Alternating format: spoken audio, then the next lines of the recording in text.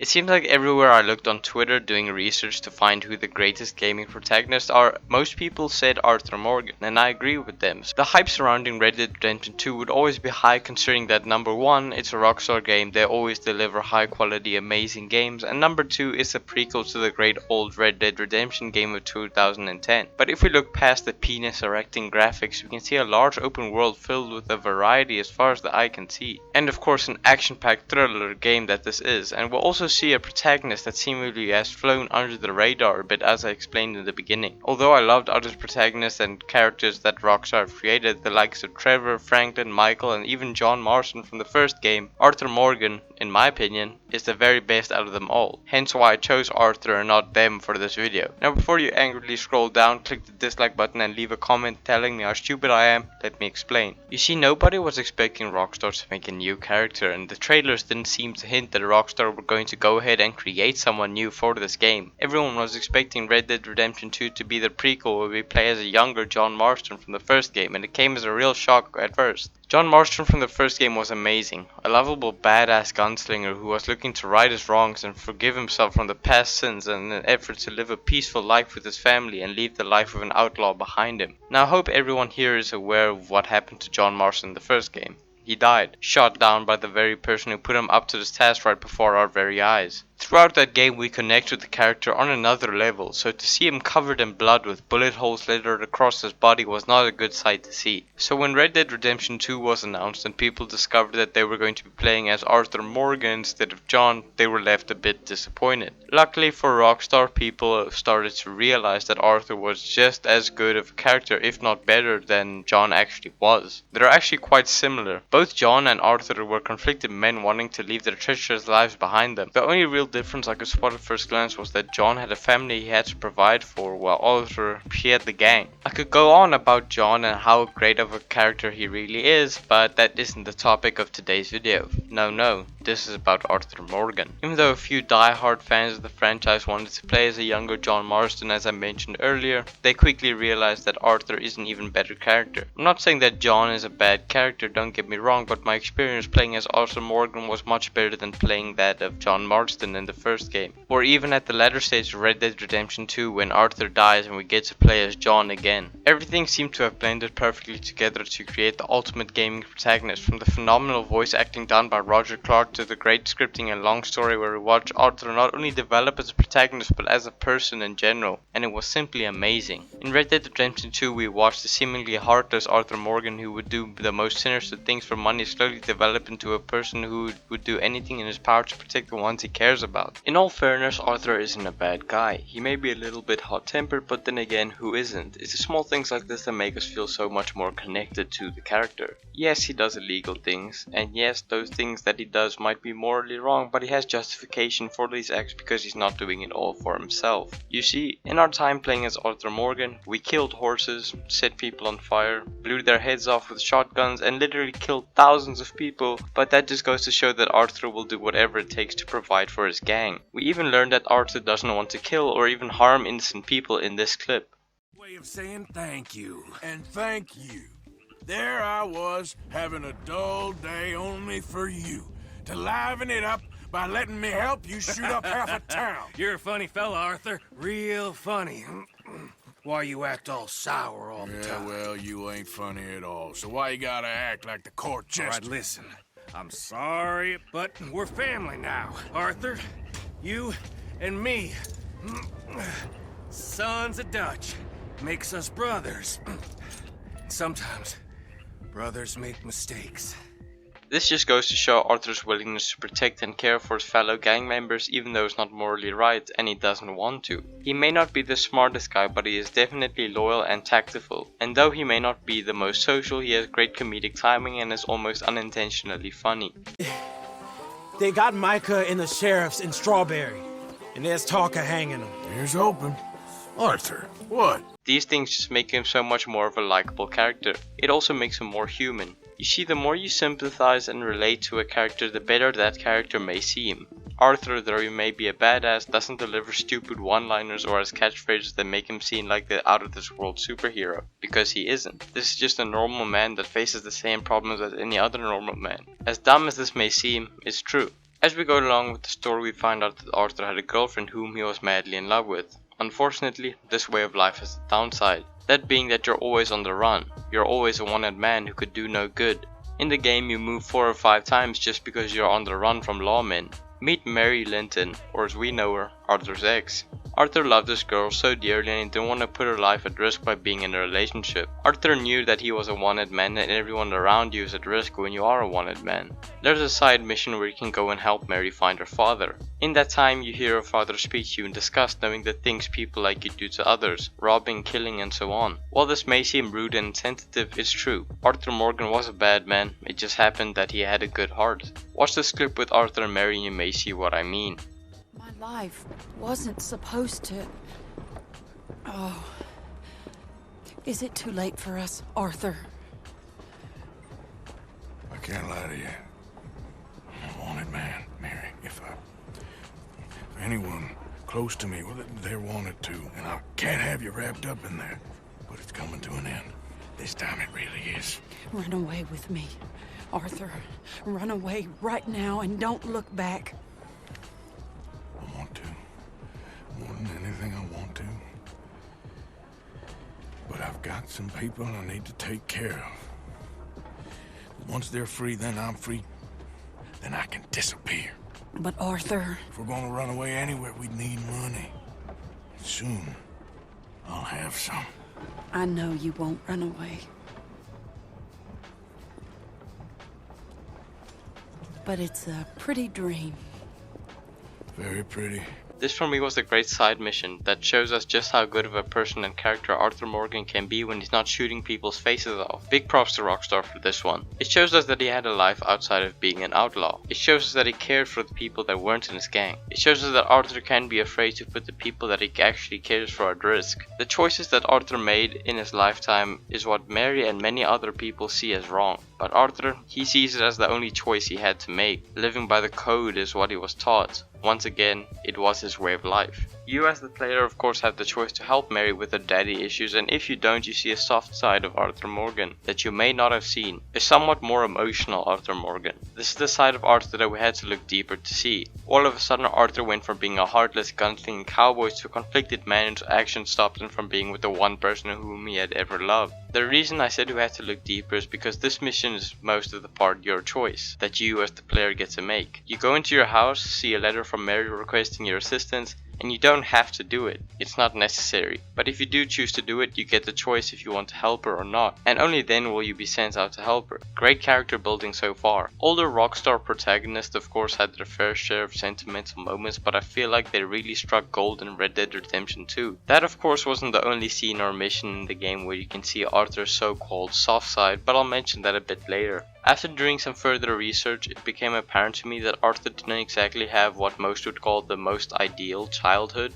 Allow me to explain. There's a very sad cutscene in the game which I'm sure most of you might have seen by now, and Arthur explains how bad of a childhood he really had.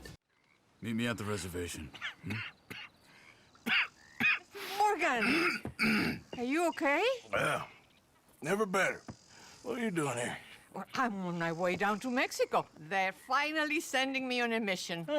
Brother Dorkins is very jealous.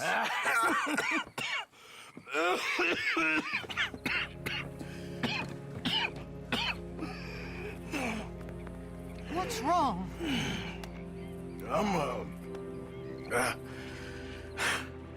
I'm dying, sister. Okay. Yeah, I got TB. I got it. Beating a man to death for a few bucks. I've lived a bad life, sister. We've all lived bad lives, Mr. Morgan. We all sin. But I know you. You don't know me. Forgive me, but that's the problem. You don't know you. What do you mean? I don't know, but whenever we happen to meet, you're always helping people and smiling. I had a son. He passed away. I had a girl who loved me. I threw that away. My mama died when I was a kid. And my daddy, well, I watched him die. And it weren't soon enough.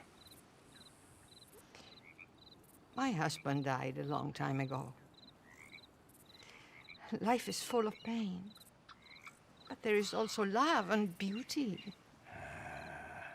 What am I gonna do now? Be grateful that for the first time, you see your life clearly. Sure. Perhaps you could help somebody. Helping makes you really happy. But I still don't believe in nothing.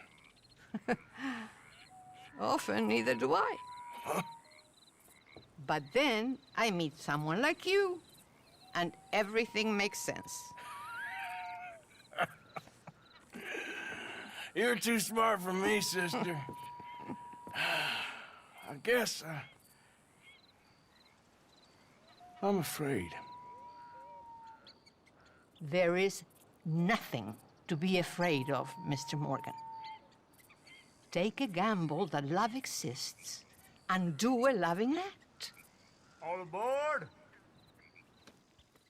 As you saw there, Arthur lost everything. He lost his mother, he lost his father, even his own son. All of a sudden you have sympathy for a person who you've seen do horrible things. And this scene only gets sadder as it plays on, with Arthur expressing the things he has come to regret in his final days. Arthur admits his wrongdoings. He admits that those wrongdoings are the very things that got him into the situation. The sick man whom he had beat to death was the person whom gave him this disease that would eventually be the end of him. But as some of you know, this isn't the only time where Arthur admits his wrongs. If you go around killing some folk and head back to the camp, there will be a prompt to talk to some of the ladies of the camp. If you choose to do this, you'll see Arthur seem sadder and even more depressed from all his wrongdoings. Hi there. You okay, Arthur? You want to talk? Yes. What's been going on with you? I don't know. I've What? been acting kind of crazy. Mm-hmm. How so? I've been killing. A lot. I mean, innocent folk. I don't know why. Yeah, that's bad, Arthur. That's real bad. I know. I just... Well... You know me. Sure. I know you. But then you go act all crazy. You're up, but I've always been crazy. No, you haven't. Maybe Micah put a spell on me. And maybe you're just being a fool. No, there's always that. Hey, Arthur. You want to talk?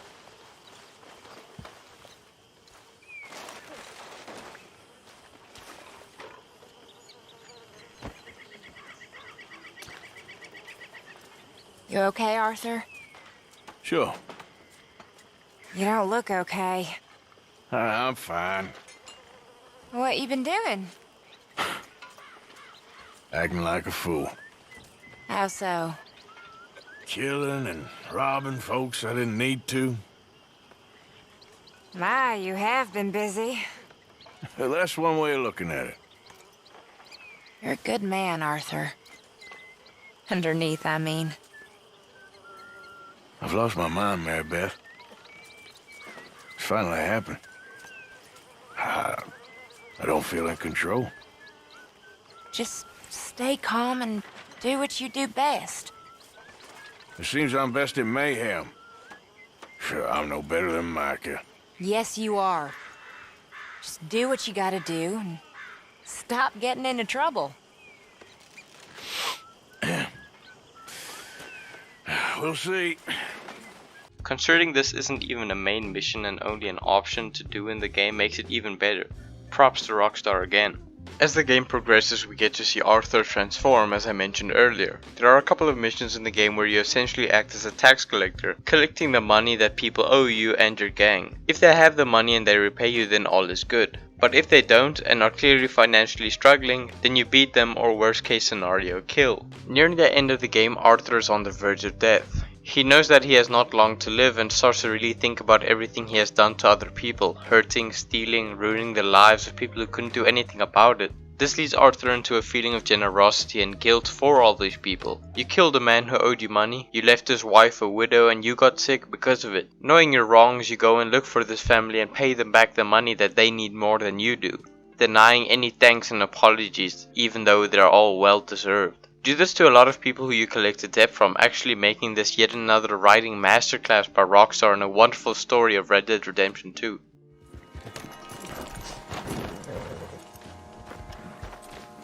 gonna pack all your stuff, Angel? I don't want to go. It'll be an adventure. Mrs. Londonderry. Arthur's dead. I know. I'm sorry for it.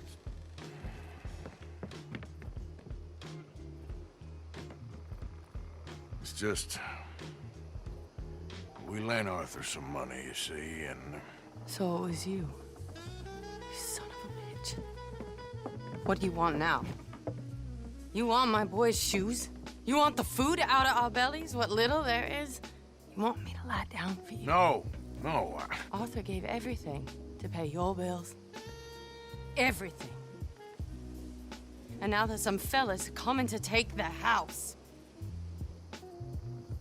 There ain't nothing left, mister.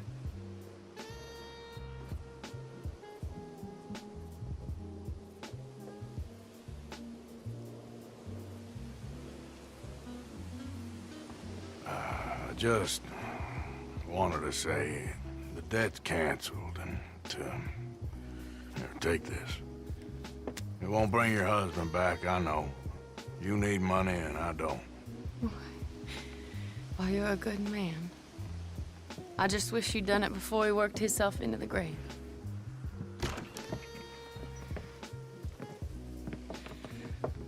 But you know, maybe you and your friend that lent him the money could do things differently. Like, not threaten a man. Excuse me. I'm sorry, ma'am. I really am.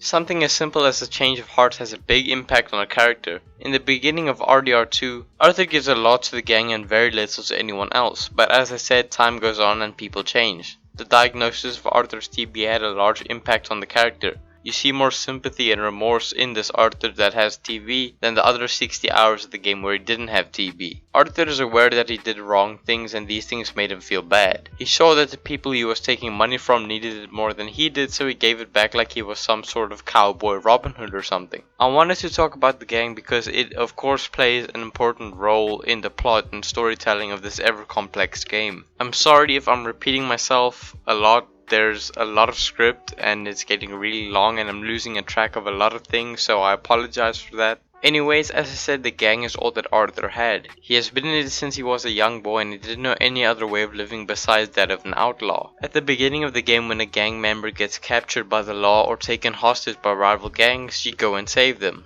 But as time goes on, the so-called code of the gang becomes less true and people inside the gang become more like co-workers instead of a family. In chapter 3 of the game, when Jack Marston gets caught, nearly every single member of the gang is willing to help out. But as we near the end of the game, we start to see a tension building up. Dutch is slowly but surely becoming less of a father figure for Arthur and more of an antagonist for the first game, which is set in the future. Every time that there's a death of a gang member, Dutch blames himself, stating that he could have and should have done something to prevent it from happening. He starts to question himself and those around him, leaving all morals behind. If we take a look now, however, when one of the gang members gets captured or held hostage, Dutch and the crew seem reluctant to help save that person. In one of the final missions in the game, after you rob a train and apparently lose John Marston, you come back to camp with Tilly exclaiming that John's wife Abigail had been taken. Dutch, sitting on his high horse, both literally and figuratively, now has a decision to make. Imagine a devil on one shoulder and an angel on the other, tempting and changing the decision making that takes place. On one hand you have the devil, which is represented by Micah and his heartless goons, and on the other you have the morally right Arthur and Sadie. So what will Dutch do? Will he go and risk his or any other member's lives in an attempt to save her, like he would have in the beginning of the game? Or will he stick to what his priest had taught Arthur and go and save her? If you've played the game, you know the outcome, and you know that this is a far cry from the rescue missions at the beginning of the game. The code is demolished and no man left behind is all but an untrue saying now. She's just a girl. They won't do nothing to her. But me and the boys know. Yep. We need to keep riding on this one, Dutch. You know it. Every man here knows We it. just gonna let the boy be made an orphan? It ain't like that. What is it like? I wanna live, cowpoke. I still got the choice. Dutch, it's just a girl. You're right. It's Micah. It pains me to say it, Arthur. But he's right. Touch! Come on, boys. Yeah!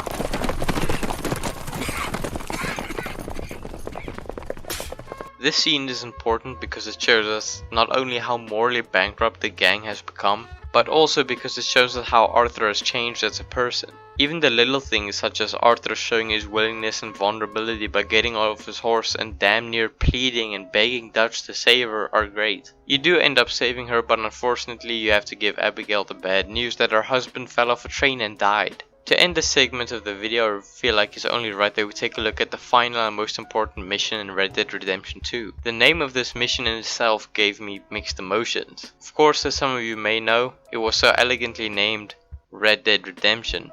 This, I'm not even joking, made me sad simply because I knew what was going to come. So after rescuing Abigail, you go and confront Dutch and the others about what the gang has become. What once was an unbreakable bond between brothers turned into a standoff where you had to choose on what side you want to be on. While confronting Dutch and the others, John appears seemingly out of nowhere, meaning that once again a man was left behind. Also meaning that Dutch again lied to you. He said he would go and help Marston, which explains why John kept yelling at Dutch. John, I didn't have a choice. Left me! Arthur tries his best to explain to Dutch what's going on. He knows what's been happening this entire time. He knows who the rats of the group is. Milton even told him who it was after he rescued Abigail. Unfortunately, the corrupted mind of Dutch and the twisting and manipulation of Micah has convinced Dutch that this can't be true. Right when things started to look like they could turn ugly, with weapons being drawn and the line in the sand seemingly firmly in place, the police show up, breaking any tension of the moments in the process. You and John make a run for it knowing that you would die either way, when all of a sudden your horse gets shot. Arthur was clearly much attached to the horse and was quite sad in the heat of the moment, but at the end of the day, it was like my 50th horse, so I couldn't give a shit. You and John have to continue running, but because of Arthur's illness, it's near impossible to outrun anybody. You slowly make your way up a hill when one of the most emotional scenes plays. In an almost passing the torch sense, like when Rock lost to Cena, Arthur tells John to go on without him. Arthur knows that even if he gets away, he'll die from the illness, so it's pointless trying to run. He may as well hold them off.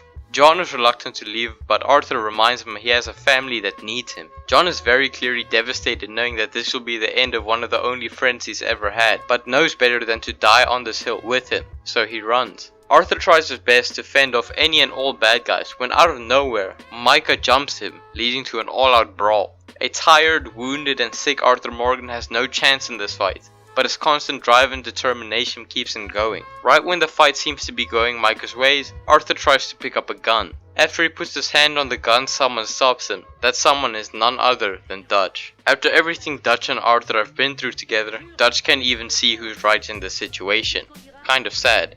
Dutch has had enough of the months of fighting going on between these two, and while Arthur lays down broken and battered on the floor, they just walk away, leaving him there, knowing he'll die before he can stand up from that place. Over 100 hours into this game, where we connect the bond between a character that is Arthur Morgan, where we made decisions and had fun playing this magnificent video game, Arthur slowly crawls to the edge of the hill and looks over his shoulder to the scene that genuinely made me cry. As cringy as this sounds, it's true. He looks into the beautiful 4K sunset, and that's the end. The end of Arthur Morgan. That's the way it is. Well, you're a good man. I just wish you'd done it before he worked himself into the grave.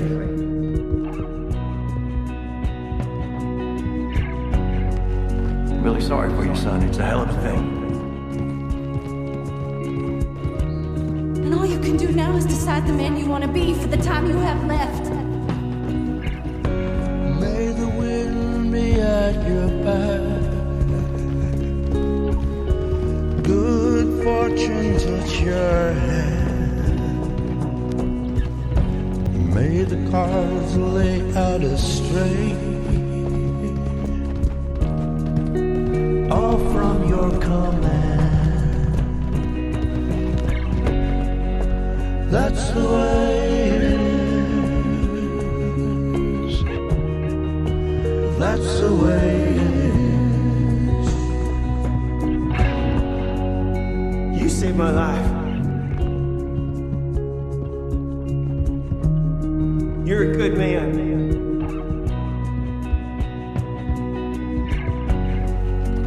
Thank you, fella.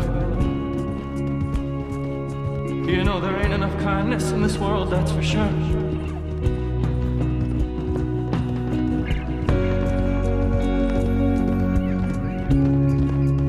Maybe it's a sign, Arthur. Try to do the good thing. Shine light into darkness.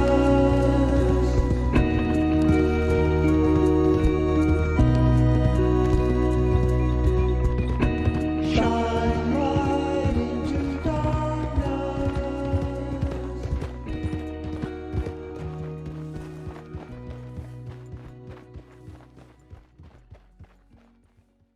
Anyway, the story of Arthur Morgan is a story that can never be recreated with another character. I didn't even want to play the epilogue with John Marston. I just restarted the game so that I can play as Arthur again. I find these last few scenes to be great. This death was fully deserved and came at the right time in my opinion. It made the story so much more impactful. So yeah, that's my opinion on the great Arthur Morgan. I wrote the start of the script in January and it is now the end of February, almost in March.